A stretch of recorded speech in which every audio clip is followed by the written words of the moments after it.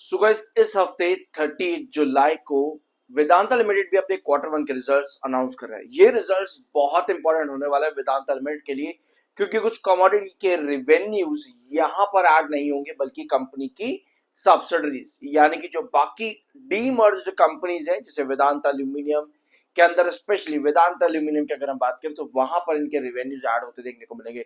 तो इस बार पूरा स्केनेरियो बदलने वाला है वेदांता लिमिटेड का। देखना यह है कि मार्केट एक्सपर्ट्स एस्टिमेट्स और मार्जिन किस तरीके से लगाएंगे इस बार वेदांता लिमिटेड के क्वार्टरली रिजल्ट्स पे।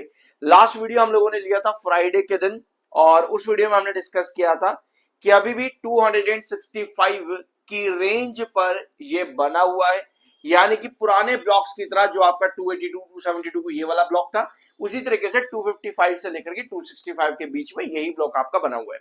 पिछले 10-5 वीडियोस हम लोगों ने इसी पॉइंट के ऊपर डिस्कस करे हैं वेदांता लिमिटेड के। इनफैक्ट इस वीक के दोनों ही सेशन 265 पर ही रिजेक्शन खाता देखने को मिला, 265 267 268 के बीच में, और सेलिंग बार बार 265 के नीचे ही आती देखने को मिल जाती थी। बहुत इंपॉर्टेंट है इस चार्ट को समझना। अगर आप पहली बार आए हो तो मैं आपको बताऊंगा, वापस जरूर कहना चाहूंगा कि इस तरीके के चार्ट्स को ना बहुत डिटेल में स्टडी किया करो, क्योंकि यहां पर लोअर लो पैटर्न बनता है लेकिन हर बार कंसोलिडेशन फेज के अंदर। फॉर एग्जाम्पल हम लोगों ने एग्जाम्पल भी लिया था कि अगर मैं 255 पर एंट्री कर रहा हूं तो 265 पे मेरा रिजेक्शन है, मैं 255 से ही लॉन्ग टर्म एंट्री कर रहा हूं, 265 पर मेरा रिजेक्शन है। मुझे ब्रेकआउट तब तक नहीं मिलेगा जब तक ये 265 से बढ़ करके 272 पर क्लोजिंग ना दे, क्योंकि अगर ये 265 से 272 तक क्लोजिंग नहीं दे पा रहा, मतलब ये है कि एग्जैक्टली जैसे 298 से लेकर के 311 के बीच में और आपका 282 से 272 के बीच में जैसे आपका साइडवेज कंसोलिडेशन बनके आपको बार बार गिरावट मिली, सिमिलर चीज आपकी यहां भी हो सकती है 265 से 254 के बीच में। ये सब चीज थी जो हम लोगों ने पिछले वीडियोस के लिए डिस्कस करी थी और अभी भी 265 255 के बीच में आपका कंसोलिडेशन बना हुआ है। एक अपडेट यहाँ पर वेदांता पावर से भी यहाँ पर नोट कर लो कि क्राइसिल ने वेदांता पावर की long term bank facility rating जो है AA+ करी है, इसको अपग्रेड करा है।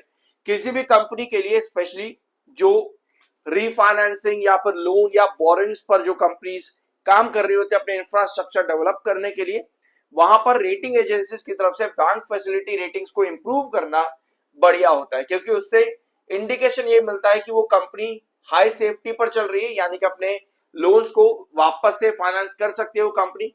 लोअर इंटरेस्ट रेट्स उस कंपनी में चल रहे हैं, यानी कि अगर वो कंपनी लोन ले भी रही है तब भी उनके जो इंटरेस्ट है वो काफी कम है, इजीली कंपनी को लोन्स अप्रूव हो जाते हैं, मार्केट रेपुटेशन भी बनाई रखी जाती है। ठीक है, तो क्राइसिल या किसी भी रेटिंग एजेंसी की तरफ से अगर आपको इस तरह की रेटिंग मिलती है किसी कंपनी में तो वो एक पॉजिटिव इंडिकेशन देता है कंपनीज को। अब वेदांता लिमिटेड 30 जुलाई अपने क्वार्टर वन के रिजल्ट दे रहा है।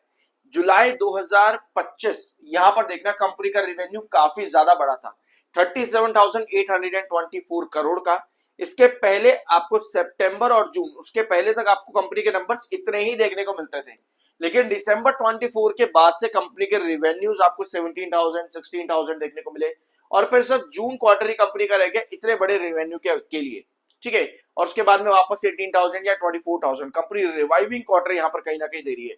अब इसके पीछे अलग अलग रीजन हो सकते हैं। फॉर एग्जाम्पल कमोडिटीज और मेटल के प्राइसेस का बढ़ना और गिरना, जैसे जिंक प्रोडक्शन इंडिया में बढ़ा, इसका रीजन हो सकता है कि क्यों आपके क्वार्टरली रिजल्ट्स पिछले साल जून में बहुत ज्यादा हाई थे, क्योंकि मेटल प्रोडक्शन ज्यादा हुई, जो डिमांड थी वो भी ज्यादा बढ़ी। देखो 50% पिछले साल आपकी प्रोडक्शन बढ़ी थी जिंक की। ठीक है, वेयरएस एल्यूमिनिया जो एक मेटल है, ये इस बार इसका रेवेन्यू वेदांता लिमिटेड में कैलकुलेट नहीं किया जाएगा। ठीक है, वेदांता एल्यूमिनियम में कैलकुलेट किया जाएगा, वेदांता लिमिटेड में कैलकुलेट नहीं किया जाएगा। और बाकी जो वेदांता लिमिटेड में बचते हैं जिंक, लेड और साथ में आपका सिल्वर, बाकी कॉपर, निकल, आयरन, स्टील, ये सब आपके सेगमेंट्स जो है डीमर्ज हो चुके हैं धीरे धीरे करके। कुछ सेगमेंट्स आपको एल्यूमिनियम में ऐड होते देखने को मिलेंगे और कुछ रिमेन रहेंगे वेदांता लिमिटेड में। तो इस बार हो सकता है कि सारी चीजें, सारे नंबर, सारी फिगर्स बदलती देखने को मिले कंपनी के क्वार्टरली रिजल्ट्स में। तो ये रिजल्ट वेदांता लिमिटेड के लिए तो इंपॉर्टेंट है ही, ऑफ कोर्स उसकी डीमर्ज कंपनी के लिए भी इंपॉर्टेंट है, क्योंकि वहां पर मालूम पड़ेगा कि Vedanta aluminium, power, iron, steel, oil and gas, ये जितनी भी डीमर्ज कंपनीज है ये एक्चुअली में कितना नंबर और कितना प्रोडक्शन जो दिखा रही है उसके हिसाब से कितना नंबर कंपनी दे सकती है अपनी बैलेंस शीट्स के ऊपर।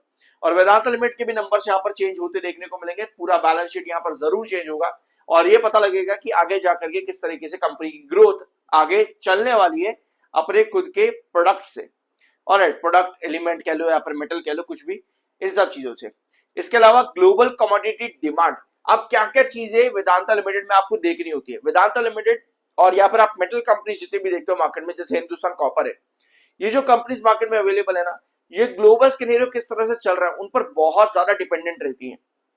For example US Iran crisis या फिर यूएस ईरान क्राइसिस को अगर आप लेकर के चलो तो इसकी वजह से जितना डिसरप्शन चल रहा है ग्लोबल ट्रेड पर या फिर ग्लोबल प्रोडक्शन पर अलग अलग मेटल्स के ऊपर, जैसे जिंक है, कॉपर है या एल्यूमिनियम है या लेड है, इसका इंपैक्ट इंडियन प्रोडक्शन के ऊपर और इंडियन कंपनीज के ऊपर किस तरह से पड़ेगा ना, ये बहुत ज्यादा मैटर करता है। तो ग्लोबल कमोडिटी डिमांड किस तरह से चली क्वार्टरली टाइम पीरियड के अंदर, यानी कि जून क्वार्टर में चाइना का डिसरप्शन मार्केट कैसे चला है या चाइना का ग्रीन एनर्जी इंफ्रास्ट्रक्चर कैसा चला है, और साथ में नॉन फेरस मेटल किस तरह से चले हैं, जैसे debt cash generation, Hindustan Zinc से आपको चीजें अच्छी देखने को मिल रही है, नहीं मिल पा रही है, क्वार्टरली अर्निंग्स कैसी आ रही है, मैक्रो एनवायरमेंट कैसा चल रहा है, यूएस ग्लोबल ट्रेड कैसा चल रहा है, ग्लोबल मॉनेटरी पॉलिसीज कैसी चल रही है, इन सब चीजों को देखना पड़ता है। देखो ये सब पॉइंट मैं आपको इसलिए बता रहा हूं क्योंकि किसी भी कंपनी में जब हम एंट्री करते हैं उसका पास्ट फ्यूचर हमको पता होना चाहिए, ये सबसे इंपॉर्टेंट है। उसके साथ में प्रेजेंट कंडीशन और सिचुएशन क्या है उसके उस प्रोडक्ट की, उसके बारे में पता होना चाहिए। अभी मैंने आप लोगों के साथ गोदफ्रे फिलिप्स का एक वीडियो लिया है जहां पर गवर्नमेंट ने एक्साइज ड्यूटी बढ़ा दी, 700% तक एक्साइज ड्यूटी बढ़ने की वजह से कंपनी को यहाँ पर प्रॉफिट्स कम जा रहे हैं। 700% तक किसी ना किसी प्रोडक्ट पे 700%, किसी पे 40 से सीधा 300% ड्यूटी कर दी गई, जिसकी वजह से प्रॉफिट्स बहुत ज्यादा गिर जाते हैं। तो इन चीजों के बारे में मालूम होना चाहिए किसी भी कंपनी में आप एंट्री या एग्जिट करने जा रहे हो कि उसकी कमोडिटी या प्रोडक्ट जो भी है उसका ग्लोबल इन्फ्लुएंस या पर गवर्नमेंट की नई पॉलिसी से क्या चेंज आ रहे हैं। ऑलराइट, एल्यूमिनियम प्राइसेस कैसे चले हैं, जिंक, कॉपर, इन सब के प्राइसेस कैसे चले, इनका इंपैक्ट वेदांता लिमिटेड पर सबसे ज्यादा देखने को मिलता है। तो जब जब आपको इनके प्राइसेस बढ़ते देखने को मिलता है ना, तो वहां पर हमेशा नजर रहती है फिर वेदांता एल्यूमिनियम या अभी वेदांता एल्यूमिनियम आज की डेट में वेदांता लिमिटेड या फिर हिंदुस्तान कॉपर, हिंदुस्तान जिंक जैसी कंपनीज के ऊपर। ठीक है, तो हिंदुस्तान जिंक नहीं, एल्यूमिनियम एंड जिंक इस क्वार्टर टाइम पीरियड के अंदर इनके जो ग्रोथ है वो 7% से 11.5%, मतलब कि एल्यूमिनियम का जो ग्रोथ है 11.5% प्राइसिंग के अंदर बढ़ा और जिंक की प्राइसिंग 7% से बढ़ी है ईयर ऑन ईयर बेसिस के आसपास की बात यहां पर हो रही है, sorry quarter on quarter basis, यानी कि मार्च टू जून के क्वार्टर के अंदर 11.5% एल्यूमिनियम की प्राइसिंग बढ़ी, 7% जिंक की प्राइसिंग यहाँ पे बढ़ी है। एल्यूमिनियम की प्राइसिंग जो है वो अप्रैल में और जून में कितनी रही है, कंसिस्टेंट रही है, और बाकी हाई एनर्जी पावर कॉस्ट भी यहाँ पर बढ़ी है। जिंक की किस तरह से रही है, स्टेडी रही है जिंक की प्राइसिंग। कॉपर की प्राइसिंग किस तरह से रही है, वॉलेटाइल रही है। ठीक है, माइनर करेक्शंस भी रही, यूएस डॉलर के बढ़ते चढ़ते के बीच में कॉपर की प्राइसिंग काफी ज्यादा वॉलेटाइल देखने को मिली है। टेक्निकली वेदांता लिमिटेड 29.7 के एमएफआई पर खड़ा है, 36.7 के आरएसआई पर है। अब आते हैं इसके चार्ट पर, सब्सक्राइब जरूर कर देना, आई एम एनआरएसएम सर्टिफाइड। ये है वेदांता लिमिटेड का चार्ट और वही चीज यहां पर कंटिन्यू कर रही है जो हम लोगों ने लास्ट फ्राइडे को छोड़ा था। आपका ये ब्लॉक 265 से 254 के बीच का ये ब्लॉक, ये 282 272, ये आपका 298 से 311 के बीच का ब्लॉक था। ठीक है, आपको नजर आ रहा है कि हर बार ड्रॉप पे एक नया कंसोलिडेशन बना था, फिर ड्रॉप और फिर एक नया कंसोलिडेशन। हर बार कंसोलिडेशन में आपका जो रिजेक्शन है ना वो नया बन रहा है हर बार, जैसे R1, ये R2, ये अभी R3 बना हुआ है 265 आपका। तो यानी इसका मतलब ये है कि आपको R जो है, रिजेक्शन जो आपका है R3 265, ये तो तोड़ना ही है, साथ में जो आपका मोमेंटम है 272 तक कैरी करना चाहिए। इसी वजह से मैंने आपको एक एग्जांपल दिया था कि अगर मैंने 255 पर एंट्री करी है और मैं यहीं से लॉन्ग टर्म ब्रेकआउट देख रहा हूं, तो मुझको ये चाहिए होगा कि एटलीस्ट इस ब्लॉक के अंदर बना रहे। नहीं बना रहता दैट मींस कि मुझे एग्जिट करना पड़ेगा अभी फिर से वापस। अगर मुझको ब्रेकआउट चाहिए तो ऑफकोर्स मुझे रिजेक्शन यानी R3 और 272 के आसपास बनना है, ताकि मैं यहां से ही इस तरह से कैरी करके ब्रेकआउट ले सकूं। अगर ऐसी सिचुएशन नहीं बन रही दैट मींस कि वापस से इसी तरह का पैटर्न बनता देखने को मिल सकता है जो अभी तक फॉलो किया है वेदांता लिमिटेड के अंदर। एक बार ब्लैंक स्क्रीन पर भी इस चीज को समझ लेना कि इस तरह के पैटर्न्स ना आपको एक कंसोलिडेशन देते हैं, फिर ब्रेक डाउन, फिर कंसोलिडेशन, फिर ब्रेक डाउन। अब हर बार इस जो कंसोलिडेशन है इसके बीच में कोई ना कोई रीजन होगा। कोई भी कंसोलिडेशन किसी रीजन की वजह से बनता है। ये देखता है कि भैया मार्केट कैसा है, या कोई कमोडिटी या कोई प्रोडक्ट कंपनी इसमें काम कर रही है, उसकी प्राइसिंग किस तरह से चल रही है। सिमिलर चीज आपके हर बार ये देखेगा यहाँ पर, अभी भी यही चीजों को नोट कर रहे हैं। ठीक है, अभी मार्केट की बात करें तो यूएस ईरान की टेंशन यहाँ पर अभी है, ये कह रहे हैं कि भैया हम बातचीत कर रहे हैं, है ना, यही कह रहे हैं यूएस ईरान। तो कहीं ना कहीं इस कंसोलिडेशन के अंदर ये मार्केट को नजर रख के बैठा हुआ है।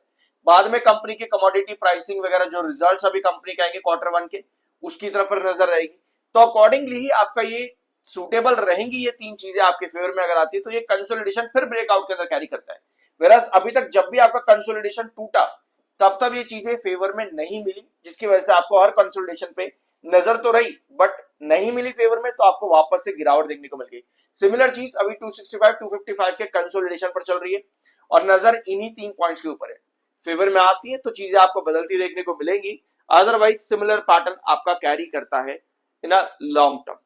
कुछ नया जानने को मिला हो सब्सक्राइब जरूर करना, मिलता है अगले वीडियो में।